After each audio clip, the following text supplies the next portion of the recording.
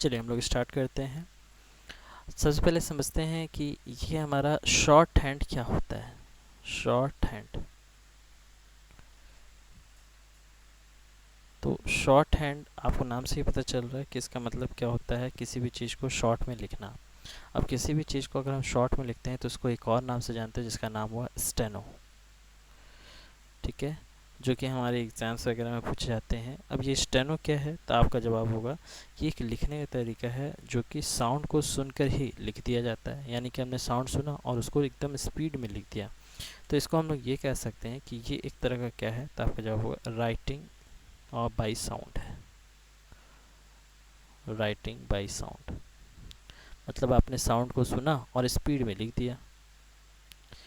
ठीक है, अब चूंकि साउंड से रिलेटेड वर्ड है तो इसको एक और नाम से जाना जाता है जिसका नाम होता है फोनोग्राफी। असल में इसका रियल नेम क्या है, तो आपका नाम होगा फोनोग्राफी।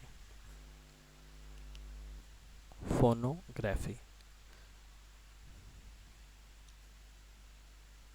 ठीक है। फोनोग्राफी को ही हम लोग क्या कहते हैं, स्टेनो, और इसी को हम लोग लिखने के तरीक़ों को शॉर्ट में करते हैं तो इसको हम बोलते हैं शॉर्ट हैंड। ठीक है, तो फोनोग्राफी कह लीजिए, स्टेनो कह लीजिए या शॉर्ट हैंड, तीनों एक ही चीज़ है। लिखने के शॉर्ट तरीक़ों के लिए हम लोग शॉर्ट हैंड कहते हैं, लिखने का जो सिंबल्स है उसको हम लोग स्टेनो कहते हैं। और ये है क्या, तो आपका जवाब हुआ राइटिंग बाय साउंड है। अगर हम बात करें इसके इन्वेंशन का कि इनको इन्वेंट कब किया गया है, किसने किया है, तो इसको हम बता सकते हैं इस तरीके से कि इनका जो इन्वेंशन है या इन्वेंटेड बाय, ये एक व्यक्ति, साइड में आप इस व्यक्ति का इमेज देख रहे हैं, इन्होंने ही इसका इन्वेंशन किया जिनका नाम था सर आइजैक पिटमैन। ठीक है, सर आइजैक पिटमैन, यही हमारे क्या हैं, पिटमैन साहब हैं, पिटमैन, जिनका हम लोग किताब को पढ़ेंगे। इन्होंने ही सबसे पहले स्टेनो को खोजने का काम किया था और इन्होंने बताया था कि किसी भी साउंड को हम लोग एक सिंबल के ज़रिए समझ सकते हैं। अगर आप पूछें कि इसका खोज कब किया गया था, तो इसका खोज किया गया था 1837 में। तो किसी भी साउंड को सुनना और उसको तुरंत लिख देना, स्पीड में लिख देना, यही काम होता है किसका, शॉर्ट हैंड का। इसका तो मिनिमम, अगर हम स्पीड का बात करें, मिनिमम जो भी बच्चे लोग सीखते हैं या सब कुछ सीखते हैं वो कम से कम 80 वर्ड पर मिनट तक सीखते हैं, और मैक्सिमम वो कहीं तक भी जा सकते हैं। ऐसे तो 100 वर्ड पर मिनट होता है, या फिर आप कह लें 120 वर्ड पर मिनट होता है, या इसके आगे भी लोग करते हैं। जैसा स्पीड, जैसा प्रैक्टिस, वैसा ही आपका स्किल बनता चला जाता है। अगर हम बात करें कि इसका एग्ज़ाम कहाँ कहाँ होता है या किस किस ब्रांच में होता है, तो बहुत सारे सेक्टर्स में इसका यूज़ होता है। चाहे आप बात करें हाई कोर्ट, सुप्रीम कोर्ट हो गया, सिविल कोर्ट हो गया, या बात करें आपका पार्लियामेंट एग्ज़ाम हो गया, या फिर हम बात करें किसी भी सरकारी गवर्नमेंट जो भी सेक्टर होते हैं, जैसे रेलवे हो गया, एसएससी हो गया, वो सारी जगह स्टेनो का यूज़ होता है। अगर हम बात करें इस चैनल पे, तो हम लोग एसएससी स्टेनो को फोकस करेंगे। एसएससी स्टेनो, अगर हम बात करें एसएससी स्टेनो का, तो इसमें एसएससी स्टेनो में दो एग्ज़ाम होते हैं। एक तो होता है हमारा प्री और एक होता है हमारा मेंस, या मेंस कह लीजिए, या इसी की जगह आप कह सकते हैं स्किल टेस्ट। मेंस तो नहीं कह सकते हैं, इसको हम कहते हैं स्किल टेस्ट।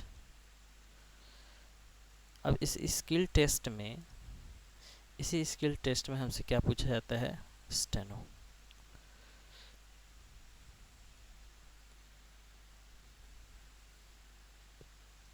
ठीक है, इसी स्किल्स टेस्ट में हमसे स्टेनो पूछा जाता है। दो ऑप्शंस होते हैं आपके पास, एक होता है 80 वर्ड पर मिनट, एक होता है 100 वर्ड पर मिनट। 80 वर्ड पर मिनट जो होता है ये ग्रुप डी पोस्ट के लिए होता है, जबकि अगर हम 100 वर्ड का बात करें तो ये ग्रुप सी पोस्ट के लिए होता है, जो कि आपको मिनिस्ट्री वगैरह दिया जाता है इसमें। और अगर हम प्री का बात करें, तो प्री में आपसे एमसीक्यू टेस्ट होते हैं जो कि कंप्यूटर बेस्ड होते हैं, सीबीटी एग्ज़ाम होता है आपका। ठीक है, इसमें आपके 3 सब्जेक्ट से सवाल पूछे जाते हैं। पहला तो होता है आपका इंग्लिश, एक होता है हमारा जीएस, और एक होता है हमारा क्या चीज़, तो होता है रीजनिंग। अगर हम बात करें इंग्लिश का, तो इंग्लिश में आपसे 100 सवाल 100 नंबर के पूछे जाएंगे। जीएस के 50 सवाल 50 नंबर के और रीजनिंग में 50 सवाल 50 नंबर के, यानी कि टोटल जो आपके एग्ज़ाम होते हैं 200 क्वेश्चन 200 नंबर के, जिसके लिए आपको समय दिया जाता है 120 मिनट। तो बहुत ज़्यादा टफ नहीं है, एक तो मैथ नहीं है इसमें, आपको सिर्फ में इंग्लिश, जीके और रीजनिंग को देखना है। तो इस चैनल में आपको सारा कुछ पढ़ाया जाएगा। आगे हम बात करते हैं स्टेनो का। तो जैसे इंग्लिश में अगर हम बात करते हैं इंग्लिश का, एक मिनट। तो जिस तरह इंग्लिश में आपके पास 26 लेटर्स होते हैं और इन्हीं लेटर्स को हम लोग क्या कहते हैं, तो आपका जवाब हुआ अल्फ़ाबेट।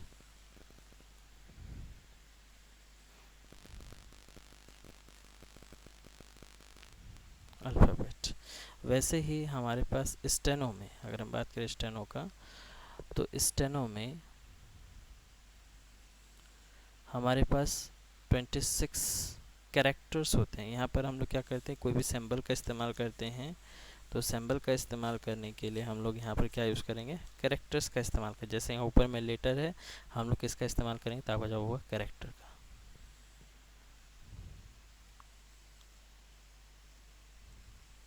ट्वेंटी सिक्स कैरेक्टर का इस्तेमाल हम लोग करते हैं और इसी 26 कैरेक्टर को हम एक नाम से जानते हैं जिसका नाम हुआ स्ट्रोक।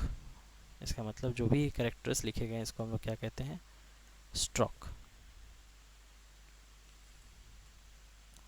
यानी जितने भी सिंबल दिखते हैं हमको वो सारे के सारे क्या कहलाते हैं, स्ट्रोक। जैसे कि हम लोग लिखते हैं ABCD, तो ये सारे क्या हैं, तो आपका जवाब इंग्लिश के लेटर है और इनको कहा क्या जाता है, अल्फ़ाबेट। उसी तरह हमारे पास आगे चल के कुछ सिंबल्स होंगे, उस सिंबल्स को हम लोग क्या कहेंगे, स्ट्रोक।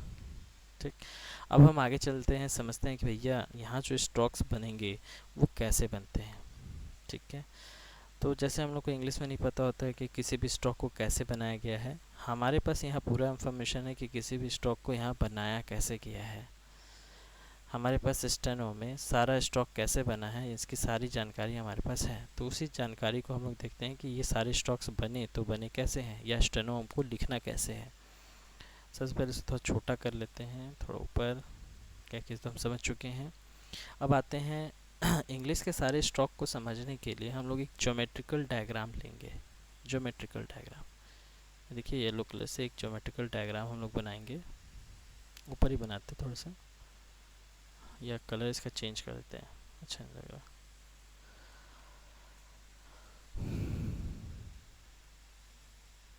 ये देखिए एक सर्कल बनाया हमने, इसी का हम लोग एक क्या करते हैं, डायमीटर बना देते हैं। ये हो गया हमारा इसका डायमीटर। इसका एक परपेंडिकुलर गिराते हैं जो कि 90 डिग्री पे होगा। थोड़ा सा टेढ़ा मेढ़ा हो सकता है, इसमें ऐसा कोई दिक्कत नहीं है। एक हम लोग बनाएंगे यहाँ से 30 डिग्री पे और एक बनाएंगे यहाँ से नीचे से 30 डिग्री पे। अब देखिए दोनों में अंतर क्या है हम बता देंगे अभी। और एक लाइन और बनाते हैं हम लोग इस तरह से 120 डिग्री पे। अगर आप एंगल का बात करें तो ये होगा हमारा 30 डिग्री, ठीक है। ये नीचे से एकदम होगा ये 60 डिग्री, ये पूरा 90 डिग्री और ये होगा टोटल नीचे से 120 डिग्री, ठीक है। अब इसी ज्योमेट्रिकल डायग्राम से हम अपने सारे स्ट्रोक्स को लिख देंगे। ये सारे स्ट्रोक्स लिखे कैसे जाते हैं, अगर हम बात करें इंग्लिश में, सॉरी स्टेनो में, तो स्टेनो में हमारे पास जितने भी कॉन्सोनेंट्स हैं, कुछ कॉन्सोनेंट्स को छोड़कर सारे हम लोग सिर्फ कॉन्सोनेंट को ही लिखते हैं। और इसका स्टार्टिंग जैसे इंग्लिश में ABCD से होता है, स्टेनो में हमारे पास स्टार्टिंग P से होता है ना। और जो भी स्ट्रोक्स होंगे ये पेयर में होंगे, जैसे कि P और B ये दोनों का पेयर होता है। अगर हम ध्यान से देखें लेटर में तो ये P होता है, इसको हम लोग B कहते हैं। उसके हम बात करें T और एक होता है D सिंबल में, इसका हम लिख सकते हैं T और D से। ये हमारा साउंड के लैंग्वेज पे है जबकि ये लेटर के लैंग्वेज पे है, ठीक है, T D। उसी तरह हम लोग लिखते हैं J यानी कि CH और एक होता है J, ठीक है, इसको हम लोग लिखते हैं J, ठीक है। उसी तरह से हम लोग लिखते हैं K, जिसको लेटर में हम लोग K लिखते हैं। और एक होता है हमारा गे, ठीक है, GAY। ठीक है, इसका सिंबल होता है जी। गे मतलब जी, वो गे नहीं। आगे आते हैं एफ, ई एफ, इसी को हम लिखते हैं एफ से। एक होता है हमारे पास क्या चीज़, एफ के बाद भी, ठीक है, इसको हम लोग इस तरह से लिखते हैं भी। एक आता है हमारे पास इथ, ठीक है, इसको हम लोग टी एच से लिखते हैं। और एक होता है ती, इसको भी हम लोग टी एच से ही लिखते हैं ती। आगे चलते हैं हम लोग, यहाँ पर लिख देते हैं। एक होता है हमारे पास इश, जिसको हम लोग लिख सकते हैं एस एच से। और एक होता है हमारे पास इसी का पेयर वर्जन जी, जिसको हम जेड एच से लिखते हैं। आगे बात करते हैं इश, एश, जो कि एस होता है। और एक होता है हमारा जी, जिसको हम लोग जेड से लिखते हैं। आगे बात करते हैं तो आता है एम, जिसको हम एम से लिखते हैं। और एक होता है एन, ई एन, ये साउंड में होता है ई एन, अब बेसिकली लेटर में सिर्फ एन होता है। आगे बात करते हैं इंग, आई एन जी, इंग, जिसको हम लोग लिखते हैं एन जी से, इंग, लेटर में एन जी होगा। आगे चलते हैं ई एल, एल साउंड इसका क्या आएगा, तो आपका जवाब होगा एल। आगे बात करते हैं हमारा क्या होगा, R, E R, E R. R दो तरीके से होता है, एक आर होगा और एक होगा रे, दोनों को समझेंगे। आगे चलते हैं वे, उसके बाद आता है ये, वाई ए वाई, वे को हम लोग डब्लू से लिखते हैं, इसको हम लोग आर के लिए लिखते हैं, ये होता है हमारा वाई, ये। एक स्पेशल केस बनता है हमारा एच का, तो एच को हम लोग क्या बोलते हैं, हे, जिसका सिंबल क्या होता है एच। अब यही ज्योमेट्रिकल डायग्राम से हम सारा अल्फ़ाबेट्स को लिख देंगे। वो सारा अल्फ़ाबेट को लिखते हुए देखेंगे। हम लोग कोई कलर ले लेते हैं, रेड कलर, ऐसे यहाँ से समझ में आ जाएगा। अगर हम बात करें पी का, तो आपको जो एक लाइन मार्क करके दिखाएंगे, उससे हम लोग पी को लिखेंगे। जैसे ये वाला एंगल देखिए, ये ग्रीन कलर से हमने किया है, जो ये आपका इस एंगल से 120 डिग्री है, इस एंगल से इसका 120 डिग्री एंगल है। तो ये 120 डिग्री जो एंगल दिख रहा है, इसी को अगर हम लाइट में लिख देंगे तो ये हमारा पी होता है। इसी को अगर हम डार्क कर दे तो ये हमारा बी हो जाता है। इसको हम थोड़ा ऊपर कर देते हैं स्टेनो भाई साहब को, ये लीजिए भाई साहब। ना ना, पूरा पेज ऊपर जा रहा।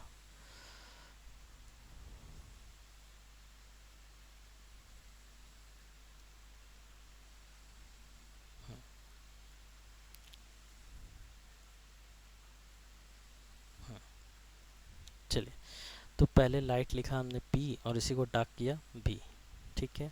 ये जो 90 डिग्री वाला आप देख रहे हैं, ये 90 डिग्री, ये 90 डिग्री को ही अगर हम लाइट लिखते हैं तो ये हमारा टी होता है। इसी को अगर हम डार्क कर देंगे तो ये हमारा क्या हो जाएगा, डी। अब आगे देखते हैं, ये जो 60 डिग्री आप देख रहे हैं, ये वाला, ये एंगल यहाँ से, ये एंगल जो है, इसको अगर देखते हैं तो ये हमारा लाइट में होता है जे, इसी को डार्क कर देंगे तो ये हो जाएगा हमारा जे। इसको थोड़ा इरेज कर देते हैं, चाहे तो पूरा इरेज हो गया।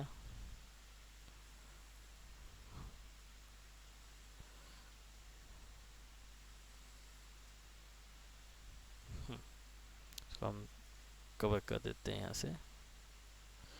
चलिए, जे जे तक समझ के आगे समझते हैं। यही जो हमने हॉरिजेंटल लाइन पारा है, या हॉरिजेंटल लाइन जो हमने खींचा है एक, यहाँ से यहाँ तक, ये जो लाइन आपको दिख रहा है, इसी को अगर हम लाइट में लिखते हैं तो ये हमारा के होता है।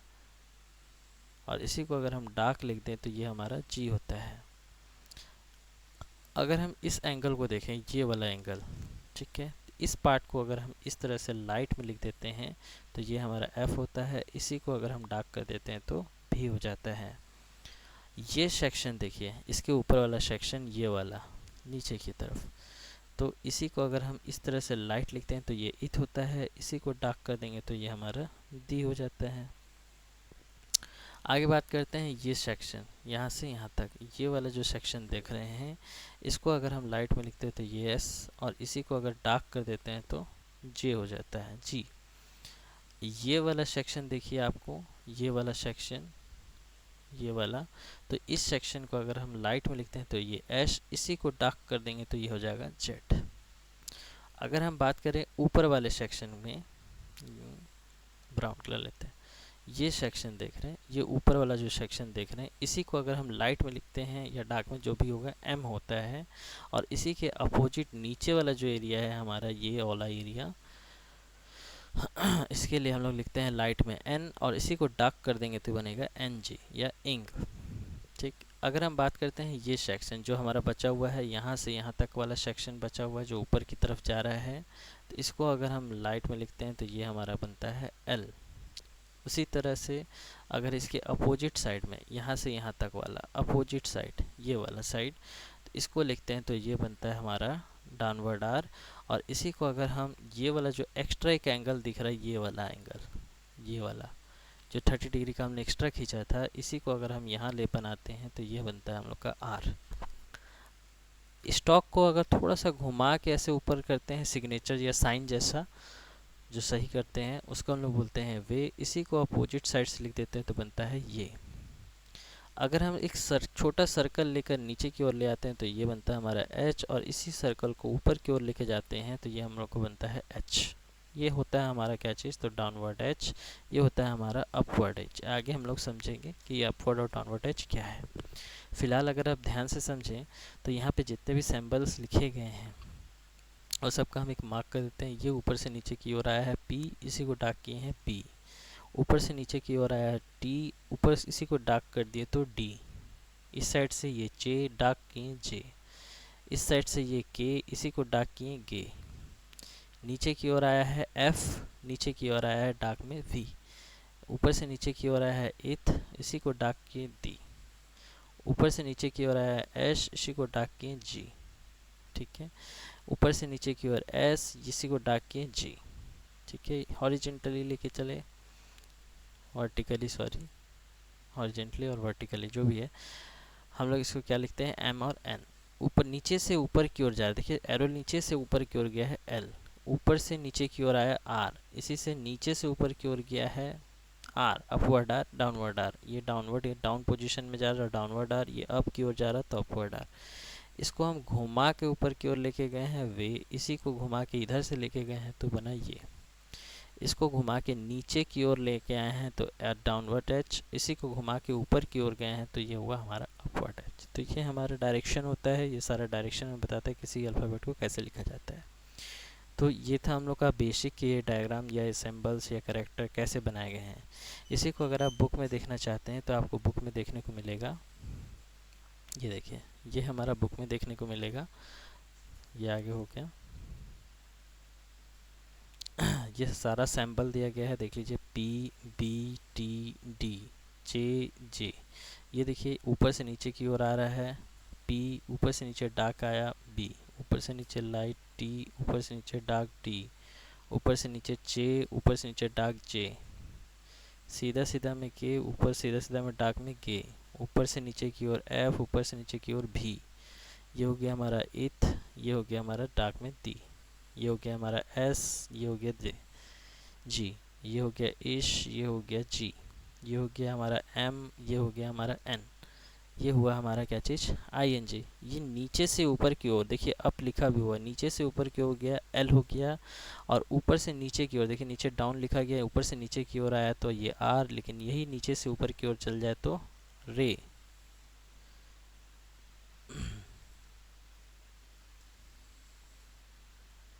चलिए आगे देखते हैं। ये नीचे से ऊपर की ओर गया है रे, इसी को घुमा के ऊपर की तरफ ले गए वे, इसी को अपोजिट साइड से घुमा कर लेके गए हैं ये।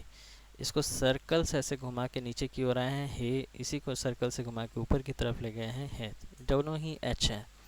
तो देख लीजिए यहाँ पर नेम सारे लिखे गए हैं कि इनके नाम क्या है, पी, बी, टी, डी, जे, के, गे, इफ, ई, वी, इथ, दी, एस, एस, जी, जी, एम, एन, इंग, एल, आर, आर, रे, वे, ये है।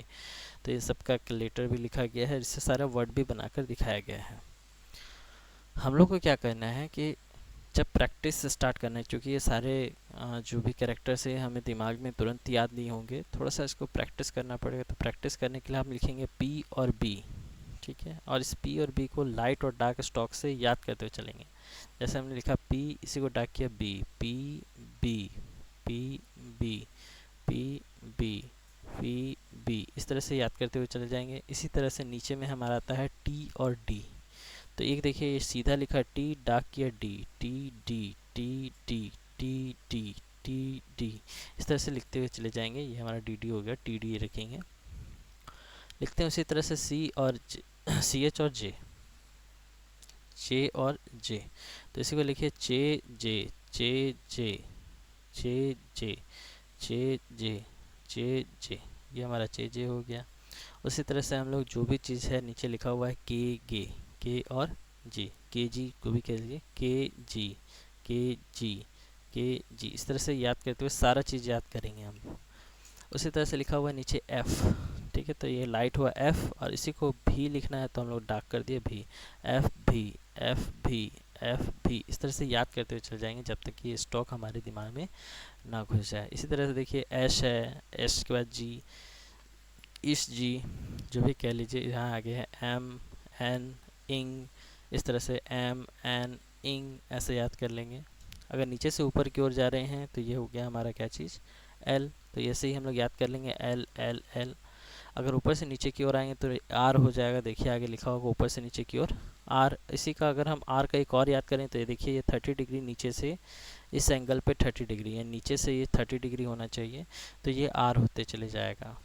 याद रखिएगा चे और आर देखने में सेम लगता है, लेकिन चे जब भी लिखते हैं तो ये नीचे से 60 डिग्री का एंगल बनाता है और दूसरा जिसका डायरेक्शन नीचे की ओर होता है, जबकि आर लिखते हैं तो ये 30 डिग्री का एंगल बनाता है लेकिन ये नीचे से ऊपर की ओर जाता है। दोनों में फ़र्क कितना है आपको कैसे पता चलेगा, ये आगे चल के समझ लेंगे। भैया चे लिखा है कि आर लिखा है, तो ये डायरेक्शन से पता चलेगा। जो आप स्टॉक लिखते हैं ये नीचे से ऊपर की ओर जाएगा, ऊपर से नीचे की ओर आएगा, तो ये अंतर आप कर लेंगे आगे चल के, इसमें घबराने वाला कोई बात नहीं है।